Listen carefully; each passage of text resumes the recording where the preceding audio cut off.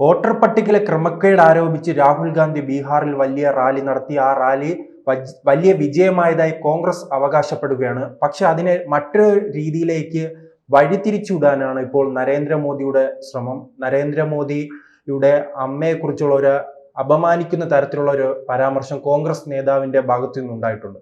അതിനെ ഉയർത്തിക്കാട്ടിയാണ് ഇപ്പോൾ നരേന്ദ്രമോദി രംഗത്തെത്തിയിരിക്കുന്നത്. ബീഹാറിലെ എല്ലാ അമ്മമാരും ചേർന്ന് കോൺഗ്രസിനും RJDക്കും തിരിച്ചടി നൽകുമെന്നാണ് പറയുന്നത്. ബീഹാറിലെ രാഷ്ട്രീയം എങ്ങനെയായിരിക്കും? ബീഹാറിലെ രാഷ്ട്രീയം നമ്മൾ ഉദ്ദേശിക്കുന്നത് പോലെ അത്ര കലുഷിതമൊന്നുമല്ല. രാഹുൽ ഗാന്ധിക്ക് അതിഭയങ്കരമായ മുന്നേറ്റമുണ്ടാക്കി എന്ന് പറയുന്നതും 100% ശരിയല്ല. കാരണം RJD അവിടെ ഒരു ശക്തമായ പാർട്ടിയാണ്. 20 വർഷത്തിലധികമായി ഭരിക്കുന്ന JDUവിൻ്റെ ഭരണത്തിൽ കുറേ അപാകതകൾ, കുറേ പ്രശ്നങ്ങൾ, പിന്നെ ഒരു മടുപ്പ്, ആൻറ്റി ഇൻകംബൻസിയൊക്കെ ഉണ്ട്, വാസ്തവമാണ്. അതുപോലെ നിതീഷ് കുമാർ 20 വർഷമായിട്ട് മുഖ്യമന്ത്രി സ്ഥാനത്ത് തുടരുകയാണ്. ചെറിയ ഇടയ്ക്ക് ഗ്യാപ്പ് വന്നത് ഒഴിച്ചാൽ ഏതാണ്ട് 20 വർഷമായിട്ട് അദ്ദേഹം മുഖ്യമന്ത്രി സ്ഥാനത്ത് തുടരുകയാണ്. 20-ലധികമായി, ഇതിനു മുമ്പ് 2 വർഷം കൂടുന്നുണ്ട്. അപ്പോൾ അതും ജനങ്ങൾക്കൊരു വിരക്തിയുണ്ട്. അപ്പോൾ ഒരു പക്ഷേ കോൺഗ്രസിനും RJDക്കും ഒക്കെ ഒരു മുൻകൈ ലഭിക്കാവുന്ന സിറ്റുവേഷൻ അവിടെ ഉണ്ട്. എന്നാൽ പോലും അവിടെ പൂർണ്ണമായിട്ടും BJP കൈയൊഴിഞ്ഞിട്ടില്ല എന്നുള്ളതാണ് സത്യം. അപ്പോൾ ഇതിനു മുമ്പ് RJD ഉൾപ്പെടെയുള്ള പാർട്ടികൾ സർക്കാരിനെതിരെ പല വിഷയങ്ങളും ഉയർത്തിക്കൊണ്ടുവന്നു. പക്ഷെ അതെല്ലാം പൂർണ്ണമായും ചുറ്റിപ്പോയി, വിജയത്തിലെത്തിയില്ല എന്നുള്ളതാണ്.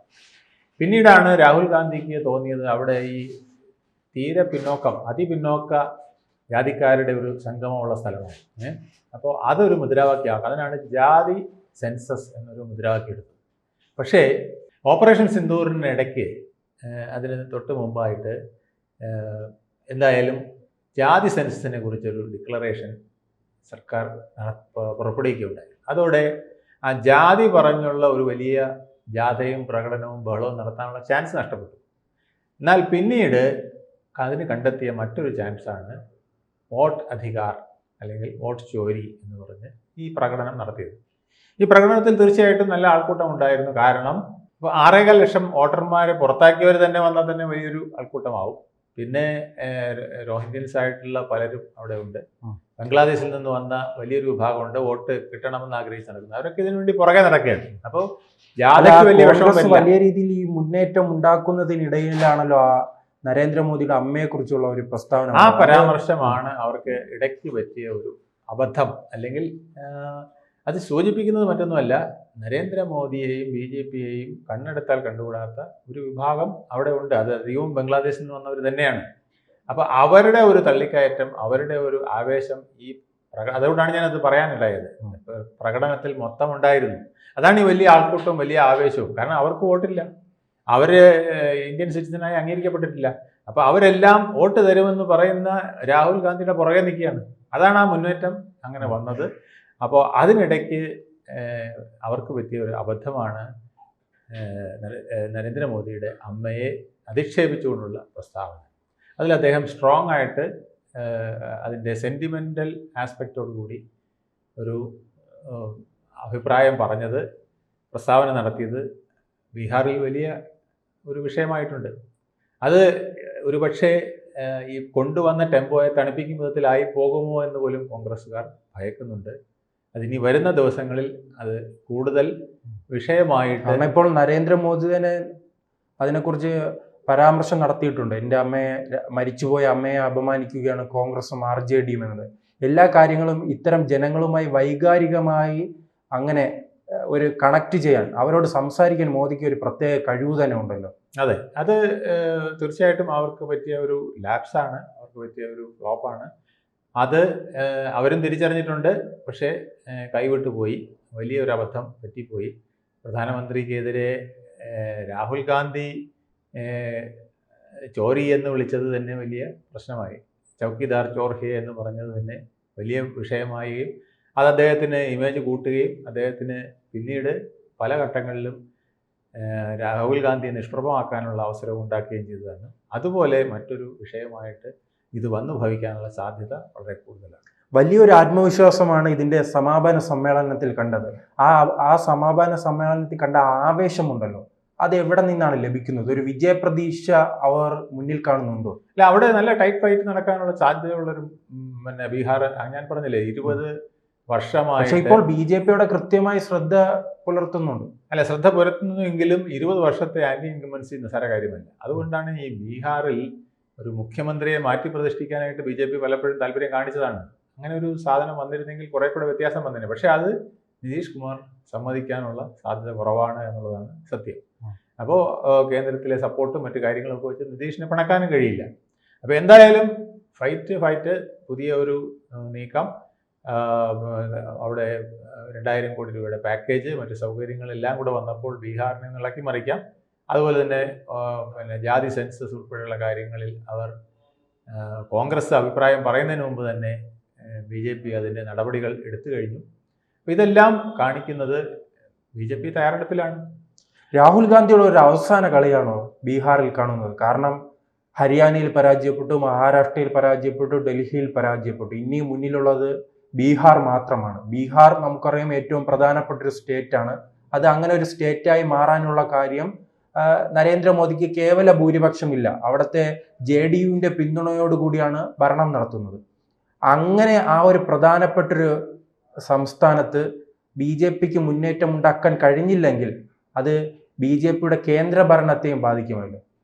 കേന്ദ്രഭരണത്തെ BJPക്ക് കേന്ദ്രഭരണത്തെ നേരിട്ട് ബാധിക്കില്ല. കാരണം RJDക്ക് പിന്നെ ഭരണം കിട്ടുന്ന ഒരു സാഹചര്യം ഉണ്ടാകുക വളരെ ചെറിയ ഒരു മാർജിനിൽ തന്നെ ആയിരിക്കും. അങ്ങനെ വന്നു കഴിഞ്ഞാൽ നിതീഷ് കുമാറിന് അത് തീർച്ചയായിട്ടും അറിയാം. അദ്ദേഹത്തിന് ഇത്രയും നാൾ മുഖ്യമന്ത്രിയായിരുന്ന സാഹചര്യത്തിൽ അവിടെ ഭരണം പിടിക്കാൻ കുറച്ച് ബുദ്ധിമുട്ടേണ്ടതുണ്ട് എന്നുള്ളത് അദ്ദേഹത്തിന് അറിയാം.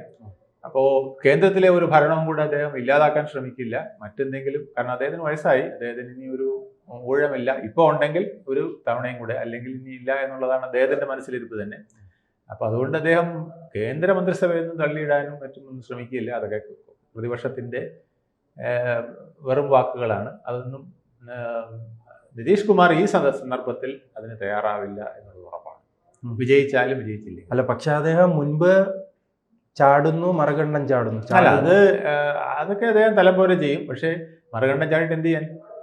നിതീഷ് കുമാറിനെ RJD മുഖ്യമന്ത്രിയാക്കും, അല്ലെങ്കിൽ കോൺഗ്രസ് അദ്ദേഹത്തിന് പ്രതിപക്ഷ നേതാവ് സ്ഥാനം പോലും കൊടുക്കൂ. എവിടെ പോകാനാണ് അദ്ദേഹത്തിന് ഇപ്പോൾ നല്ലത് കേന്ദ്രമന്ത്രിസഭയിലെ ഉള്ള ആനുകൂല്യങ്ങൾ ഏറ്റവും ഭംഗിയായി ഉപയോഗിച്ചുകൊണ്ട് അദ്ദേഹത്തിന് വേണമെങ്കിൽ കേന്ദ്രമന്ത്രിയാവാം, അല്ലെങ്കിൽ മറ്റെന്തെങ്കിലും സ്ഥാനങ്ങൾ വേണമെങ്കിൽ അതാവാം. പല ഓപ്ഷൻസ് ഉണ്ടായിരുന്നു. വൈസ് പ്രസിഡന്റ് സ്ഥാനത്തേക്ക് പോലും ആദ്യത്തെ ഘട്ടത്തിൽ ഒന്ന് നിതീഷ് കുമാറിൻ്റെ പേര് വന്നതാണ് വൈസ് പ്രസിഡന്റായിട്ട് വരുന്നതിന്. പക്ഷേ നിതീഷ് കുമാർ മുഖ്യമന്ത്രി സ്ഥാനത്തേക്ക് മത്സരിക്കണം, എനിക്കതിന് ഇനിയും കഴിയുമെന്നുള്ളതാണ് അദ്ദേഹത്തിൻ്റെ ഒരു ചിന്താഗതി. അത് വരാനിരിക്കുന്ന ഇലക്ഷൻ കഴിയുന്നതുവരെ നമുക്ക് പൂർണ്ണമായിട്ട് ഒരു അഭിപ്രായം പറയാൻ കഴിയില്ല. പക്ഷെ അവിടെ ഭരണം ഈസി ആയിട്ട് പിടിക്കാനായിട്ട് RJDക്കും കോൺഗ്രസിനും കഴിയില്ല. കാരണം RJD ശക്തമാണ്, കോൺഗ്രസ് അതുപോലെ ശക്തമല്ല. ഇപ്പോൾ ഈ നടത്തിയ പ്രകടനം പോലും RJDയുടെ അക്കൗണ്ടിലുള്ളതാണ്, കോൺഗ്രസിൻ്റെ അക്കൗണ്ടിലല്ല. അവിടുത്തെ സീറ്റ് കണക്കറിയാമല്ലോ, 76 സീറ്റ് RJDക്കുള്ളപ്പോൾ 19 സീറ്റ് മാത്രമേ കോൺഗ്രസിനുള്ളൂ. പക്ഷേ 70 സീറ്റ് മത്സരിച്ചത് 70 സീറ്റിലാണ്. അതുകൊണ്ടാണ് ഭരണം കിട്ടാത്തതെന്നാണ് RJDയും അതുപോലെ തന്നെ തേജസ്വി യാദവും കുറ്റം പറയുന്നത്. നിങ്ങൾക്ക് ഇത്രയും സീറ്റ് തരാൻ പാടില്ലായിരുന്നു, എനിക്ക് അബദ്ധം പറ്റിയതാണ്. നിങ്ങൾ ഇത്തവണ അത് ഏതൊക്കെ ജാഥ നടത്തിയാലും അത് വെട്ടിക്കുറയ്ക്കും, സംശയമൊന്നുമില്ല. അതുകൊണ്ട് ബീഹാറിൽ കോൺഗ്രസിൻ്റെ കളി അത്ര നടക്കുമെന്ന് തോന്നുന്നില്ല. തേജസ്വി യാദവിന് ഒരു ഇളക്കിമറിക്കൽ ആവശ്യമാണ്. അത് അദ്ദേഹം ഇപ്പോൾ ഇലക്ഷന് മുമ്പായിട്ട് ഈ 1300 കിലോമീറ്റർ യാത്രയിൽ സാധിച്ചെടുത്തിട്ടുണ്ട്. അത് എത്രത്തോളം വോട്ടായി മാറുമെന്നുള്ളത് ഇനി വരുന്ന ദിവസങ്ങളിൽ BJPയുടെ പ്രകടനത്തിനെ കൂടെ ആശ്രയിച്ചിരിക്കും. BJP ഇപ്പോൾ അനങ്ങിയിട്ടില്ല. BJP അത് വരട്ടെ, നമുക്ക് അതിൻ്റെ സമയമാകുമ്പോൾ പുതിയ കാർഡ് ഇറക്കാം എന്നുള്ള രീതിയിൽ നിൽക്കുകയാണ്. BJPക്ക് ആ നിമിഷം ഇലക്ഷന് മുമ്പായിട്ട് ഒരുപാട് കാര്യങ്ങൾ അവിടെയും പറയാനുണ്ട്. അവരത് ഉപയോഗിക്കും. ഇനി തോറ്റാൽ രാഹുൽ ഗാന്ധിക്ക് വീണ്ടും ഒരു വെടി പൊട്ടിക്കാൻ അവസരമുണ്ട്. പണ്ട് മഹാരാഷ്ട്രയിൽ പറഞ്ഞ പോലെ കർഷകരെല്ലാം എന്നോടൊപ്പമായിരുന്നു, എൻ്റെ റാലിയിൽ വൻ തിരക്കായിരുന്നു, പക്ഷേ വോട്ട് ചെയ്തപ്പോൾ കണ്ടില്ല. അതുപോലെ തന്നെ ഇവിടെയും പറയാം, ബീഹാറിലെ ജനങ്ങൾ മുഴുവൻ എന്നോടൊപ്പമായിരുന്നു, വോട്ട് ചോരി എന്ന് പറഞ്ഞ് അവരെല്ലാവരും എൻ്റെ കൂടെ വന്നു, വോട്ട് ആധാർ എന്ന് പറഞ്ഞവരുടെ ചുറ്റും കൂടി, പക്ഷേ വോട്ട് ചെയ്തപ്പോൾ കണ്ടില്ല എന്ന് പറയാനുള്ളൊരു എക്സ്ക്യൂസും ഉണ്ട് അങ്ങനെ സംഭവിച്ചാൽ. പക്ഷേ ഞാൻ വിശ്വസിക്കുന്നില്ല വലിയ ഒരു പരാജയം RJD കോൺഗ്രസ് സഖ്യത്തിന് ഉണ്ടാവുമെന്ന്. കാരണം എന്തെങ്കിലും ഉണ്ടെങ്കിൽ തന്നെ നെക്ക് ആൻഡ് നെക്ക് ഫൈറ്റിലാണ് അത് അവസാനിക്കുക. കാരണം അവിടെ ആൻറ്റി ഇൻകംബൻസി ശക്തമായിട്ടുണ്ട്. നിതീഷ് കുമാറിൻ്റെ ആ ഒരു പഴയ പ്രതാപം ഇപ്പോൾ വർക്ക് ചെയ്യാനുള്ള സാധ്യതയും കുറവാണ്. പിന്നോക്കക്കാരിലായിരുന്നു അദ്ദേഹത്തിൻ്റെ ശക്തി. അത് എത്രത്തോളം വർക്ക് ചെയ്യുമെന്ന് ഇനി വരുന്ന ഇലക്ഷനിൽ കണ്ടേ പറയാൻ കഴിയും. കൂടുതൽ വാർത്തകളും വിശേഷങ്ങളും നിങ്ങളിലേക്ക് എത്താൻ ABC മലയാളം സബ്സ്ക്രൈബ് ചെയ്യുക, ബെൽ ബട്ടണും അമർത്തുക.